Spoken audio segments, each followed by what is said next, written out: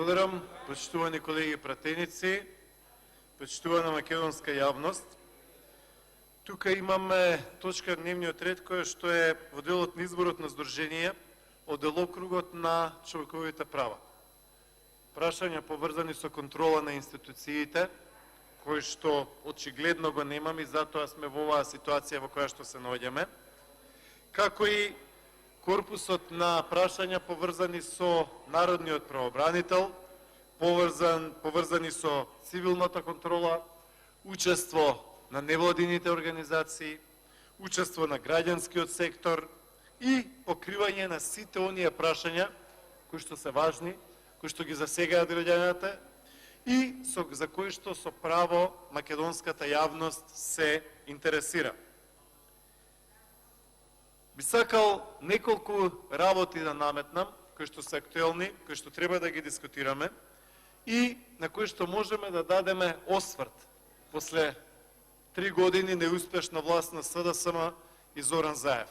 Да, почитувани присутни тука во овој законодавен дом, Зоран Заев ќе биде премиер уште 10 дена и никогаш повторно.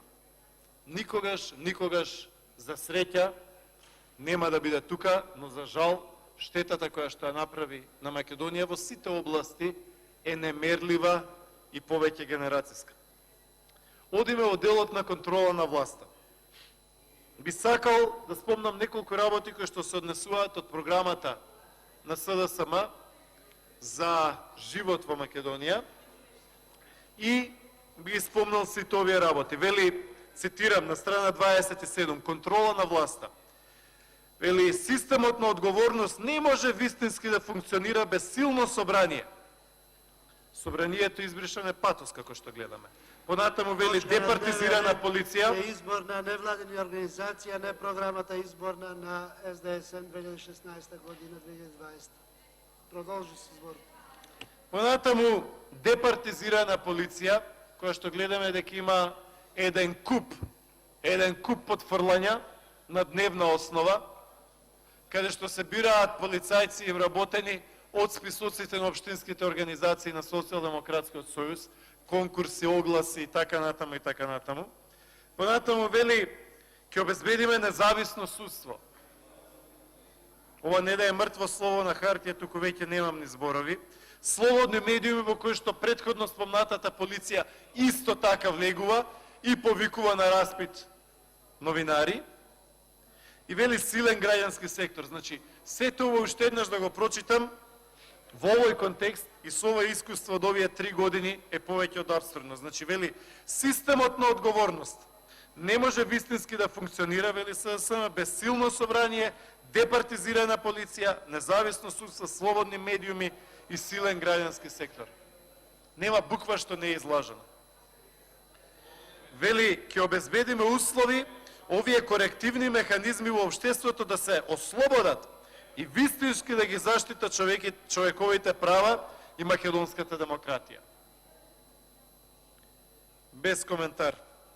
Понатаму вели, нашите цели силно собрание кое нема да се сведува на гласачка машина. Тоа ли е собрание, почитувани присутни, кое што 200 закони во 2 недели треба да помине? Вели, нашиот план ќе ја обновиме и почитуваме уставната позиција на Македонското собрание. Цитирам, тоа ќе значи дека избраните представници на граѓаните, а не нивните партиски шефови, ќе ги носат клучните законодавни одлуки и ќе имаат вистинска моќ и политичка волја да обезбедат контрола над извршната власт. Нема никаква контрола над извршната власт. Вели, собранието ќе покаже дека вистински го контролира разузнавачките служби и ќе обезбедува гаранции за почитување на основните човекови слободи и права. Почитувана македонска јавност, реалноста и секојдневието го гледаме. А тоа е дека ниту има контрола на разузнавачките служби, ниту се обезбедени гаранции за почитување на основните слободи и човекови права. Понатаму, почитувани присутни, вели, помало собрание, посилни пратеници. Мртво слово на хартија. Не само што ова собрание не обезбеди помалку помало собрање, туку напротив, се тркаше секој месец да обезбеди што повеќе и повеќе заменици директори, најголема влада во историјата на Македонија, Кошекаринска ни велеше ке има 20 члена, а сега има 28 и така натаму и така натаму. Понатаму на страна 28 ни се вели, цитирам, со наслов: скратена процедура е лоша процедура. Скратена процедура е лоша процедура. Понатаму, надзор над власта. Веќе извршната власт нема да бега од собраниски надзор на незината работа. Па зошто не ни доаѓаат министрите на надзорните расправи? Зошто бегаат како ѓавол од темјан или ѓавол од крст од било која надзорна расправа? Зашто не ги нема министрите на комисии? Зашто ги нема на пленарни седници? Понатаму вели пристап до правдата. Нашите цели: независно департизирано судство, неисполнето. Ефикасна судска заштита за сите, неисполнето. Правда достапна за сите. Има ли правда достапна за сите, почитувани колеги од СДСМ? Апсолутно нема. Вели транспарентни постапки за избор, напредување и за разрешување на судии. Обештетување на жртвите на монтираните политички случаи. И така натаму, и така натаму. Ги читам насловите, почитувани. Вели ефикасноста на судството е наш приоритет, а сега мора и омбудсманот, односно народниот правобранител, да се вклучува во ова. Законите да важат за сите. Ве прашувам, колеги од СДСМ, после овие 3 години, дали законите важат за сите во Македонија? Апсолутно не. Ништо не важи во оваа држава, за жал. Вели достапна бесплатна правна помош, специализирани трговски судови. Понатаму ефикасен сервис на граѓаните. Единствен електронски систем, кратки и ефикасни постапки, доследно споредување на пресудите, транспарентност на правните судови, човекови права. Што се случи, почитувани присутни, со човековите права во Македонија? Апсолутно се згазени, апсолутно не постојат. Понатаму вели, внимавајте, европски стандарди за заштита на човековите права, страна 34. Има ли некој кој што верува дека во Македонија имаме европски стандарди за човековите права? А после кога ќе добиеме критики и кога ќе добиеме вето од Франција, тогаш се прави хајка против оваа голема земја која што има принципиелни позиции. Внимавајте, ние пред 3-4 години имавме вето само од Грција, земја со десетина милиони жители. Сега имаме вето од земји со 100 милиони жители, не е само Франција. Ветото е од Франција, но е поддржано преќутно и зад кулисите од Белгија, од Холандија и од Данска.